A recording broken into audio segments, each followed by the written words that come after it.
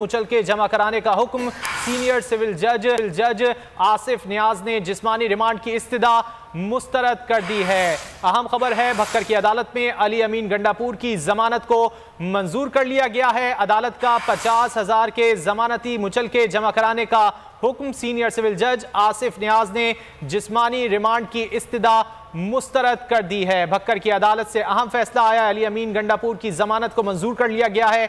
अदालत की जानिब से 50,000 रुपए के जमानती मुचल के जमा कराने का हुक्म दिया गया है।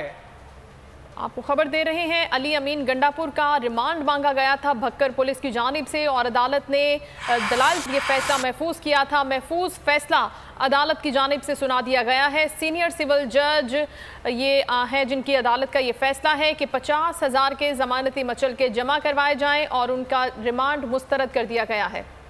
इसी हवाले से बात कर लेते हैं पुलिस नुमाइंदे सलीम से। सलीम, क्या तफसीलात हैं? जमानत मंजूर कर ली गई है अली अमीन की?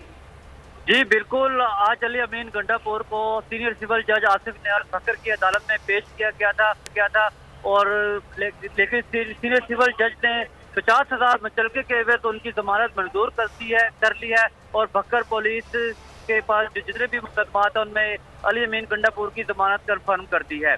और लेकिन अब जो लाहौर पुलिस है वो इस वक्त मौजूद है, वो अपने राहदारी रिमांड की उन्होंने इफ्तिताह की है और दोनों तरफ से वकला के दलाइल जारी हैं। जो ही कोई अपडेट्स आती है तो हम आपसे बारे में पाकिस्तान तहरीक इंसाफ के रहनुमा अली अमीन की जमानत मंजूर। 50,000 रुपए के मुचलकों के एवज ये जमानत मंजूर की गई है। दूसरी जानिब लाहौर पुलिस वहां पर मौजूद है, उसकी जानिब से राहदारी रिमांड मांगा जा रहा है। इस हवाले से सलीम अख्तर हमें अपडेट कर रहे थे, बहुत शुक्रिया।